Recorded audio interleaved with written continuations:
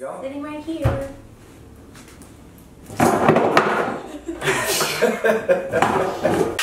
Hold up.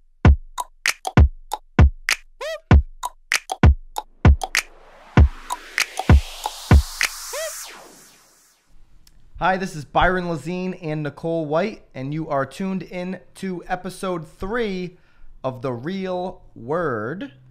We've got 2 different mic stands. As you know, if you've been watching the show, we've had...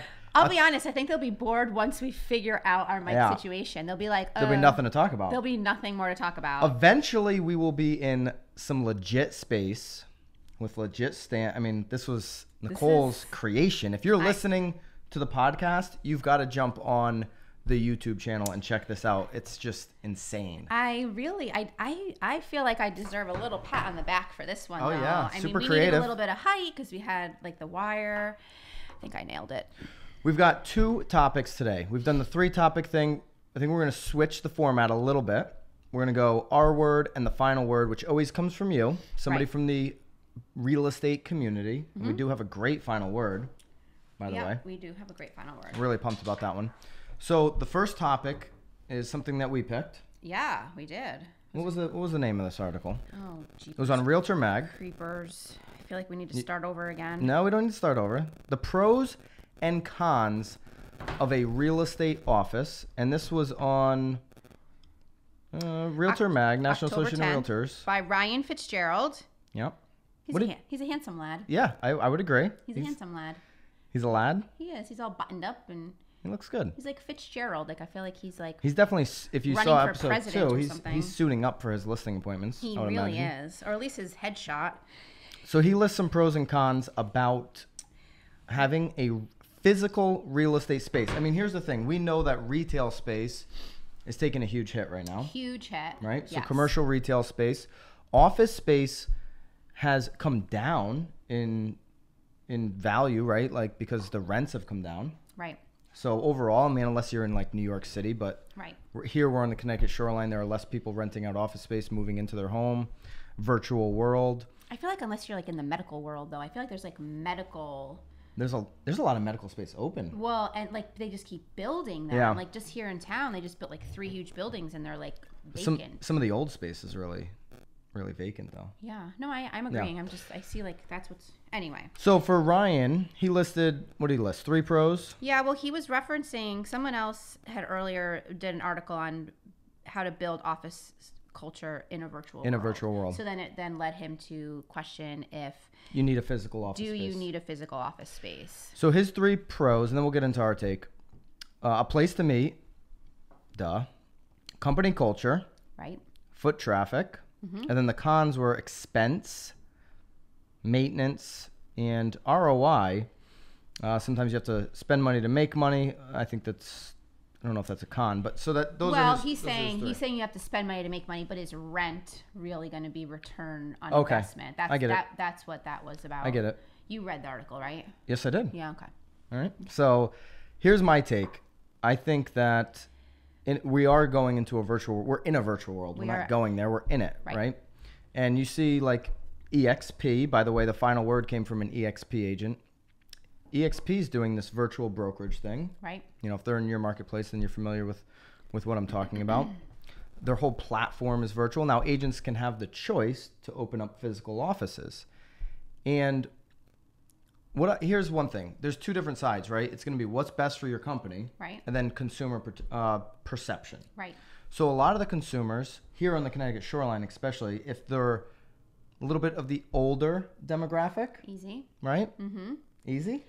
It's really flipping hot in this office. It is so hot. I'm trying really hard to pay attention. We're struggling. Anyways. But I'm just like, yes, you're right. If you're on the older demographic, it's important to them to know where your office is because we get the question all the time. It's super duper important. And in all honesty, in this area too, it's like, is your office in the town in which the home is located too? I mean, you get that. I get that question asked regularly. As agents, we all know that that doesn't matter, right? It definitely doesn't matter. But in their minds, am I getting the full exposure in the town that I live in because you're not in that town? Even if you live in the flippin' town, your office just might be in a different town.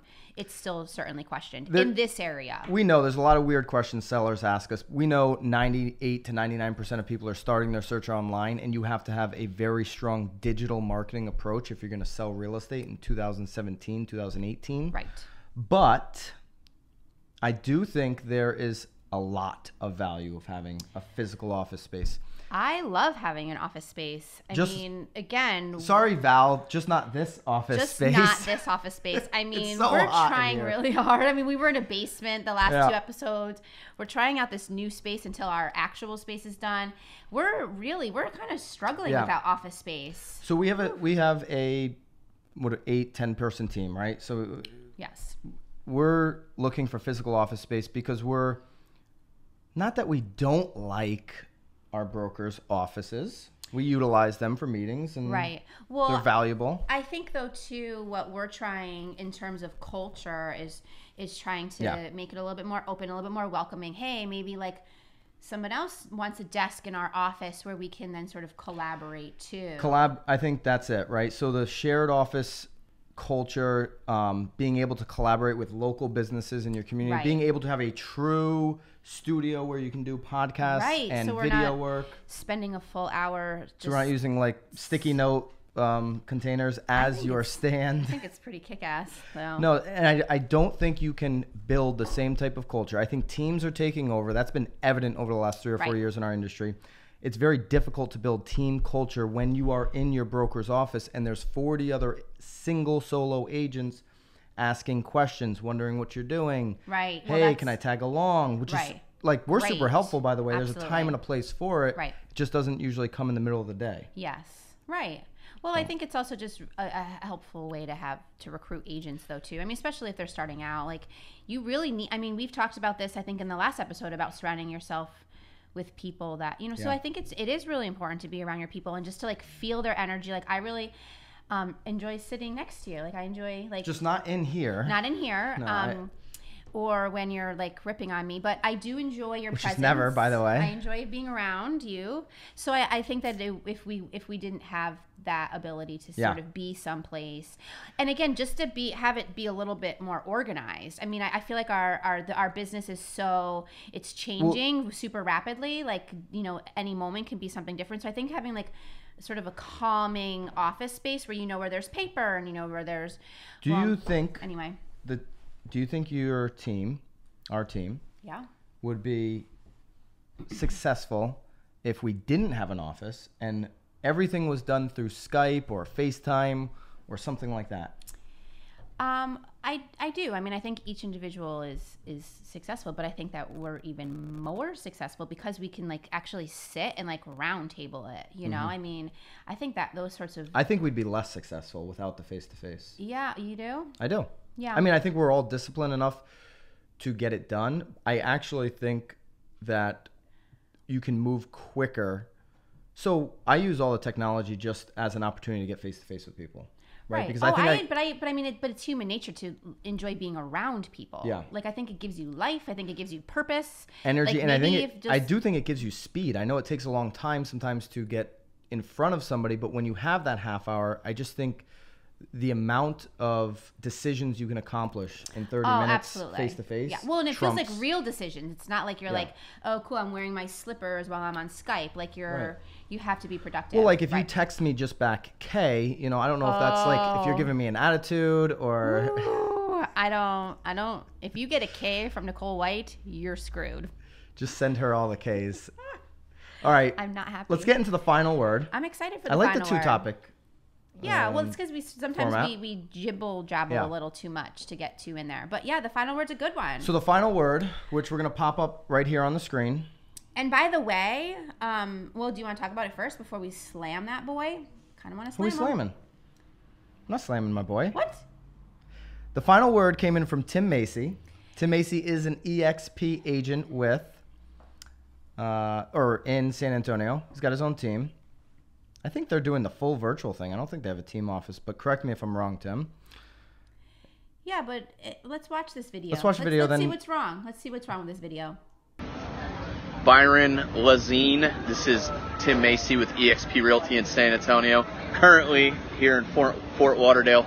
I want your take on Airbnb, VRBO, and how it's opening up a new market for investors and also opening up a new angle for home buyers that would like a second unit or something that's Airbnb-able, something that's short-term rentable.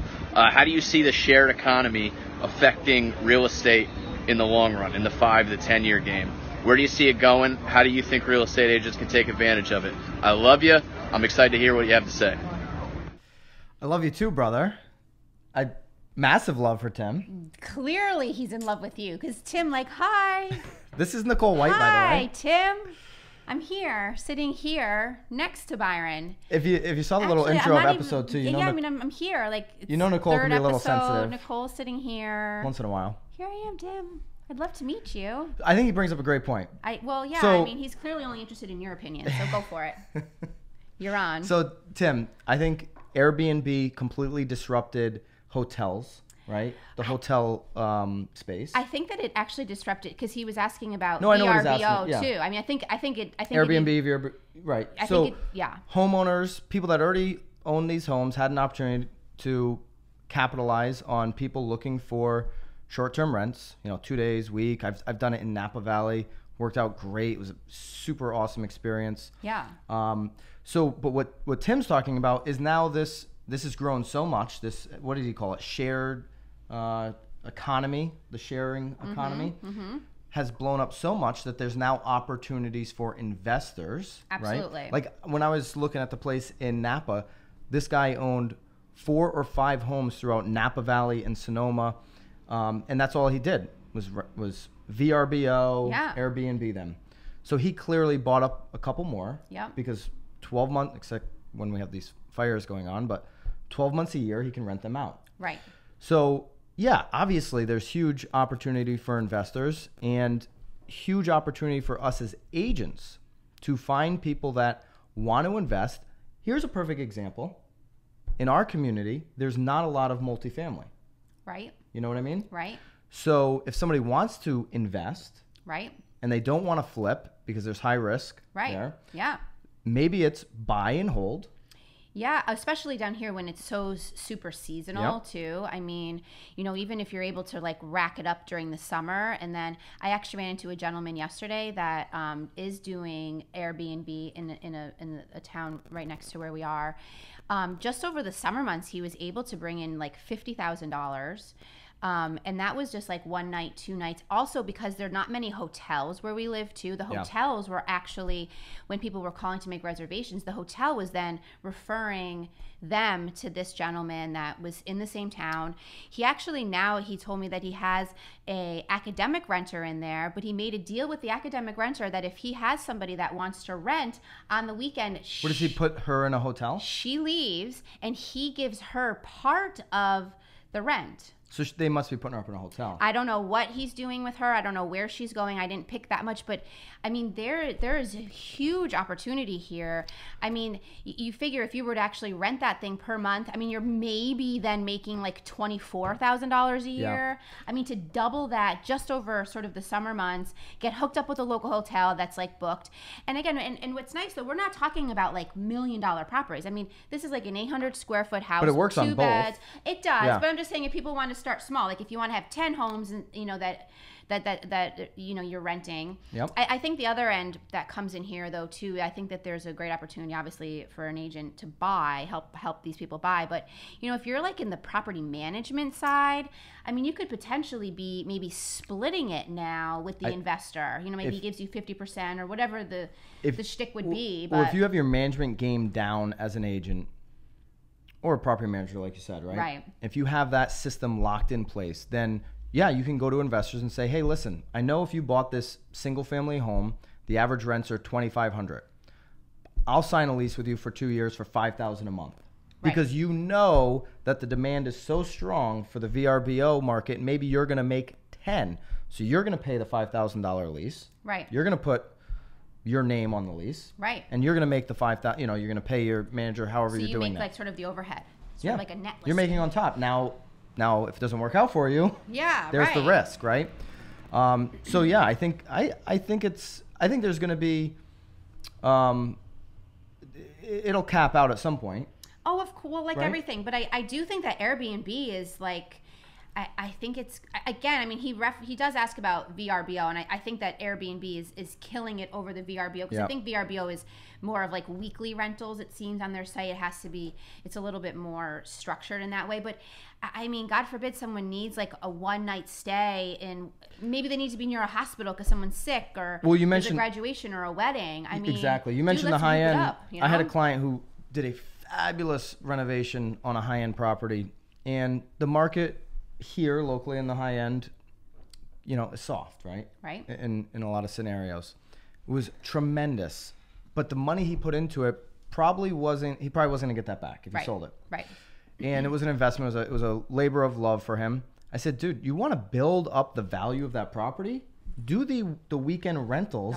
Build it up like the mic. Yeah. Build up the weekend rental rolls through weddings. I mean, he's getting like $2,000 a night for his house. I'm certain. I mean, if there's enough bedrooms, like, I would do it. Like, let's get like 5 families together and do a weekend. Now you have this historic property that's renovated, that's beautiful, and by the way, you can show somebody cash flow. Right. Right? Because you've done it over a sustained period of time. Right. Well, what's great though too is that you're then able to sort of counterbalance what you may have been lost in with it being empty until it sells too. So yeah, I mean, I think Airbnb is kick-ass. It's sort of fun because you also could pick these spots that you would never like. I'm not a city girl, but how cool would it be to like get an apartment in New York City? Ooh, like a little loft, like something. I mean, absolutely. I think it provides an incredible experience for the consumer too. Like you get to just do your thing. Tim's point, as agents, we need to be fully aware of everything that's happening in our industry. Where are the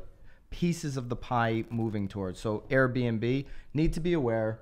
Can't just figure that you're going to list properties on the MLS for the next 30 years and go traditional, right? Right. You gotta understand what's happening around you so that if you need to move in that direction, market takes a shift. Right. Right? Where are the opportunities? This could certainly be one. Right.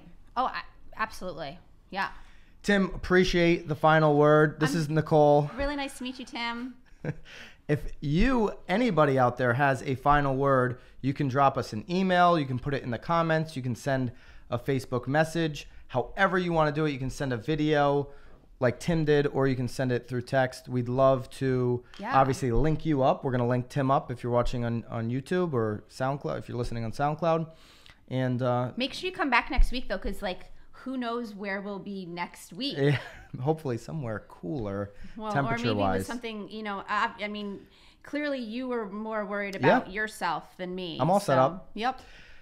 That was the final word. This is the real word. Drop us a comment. Thank you, guys.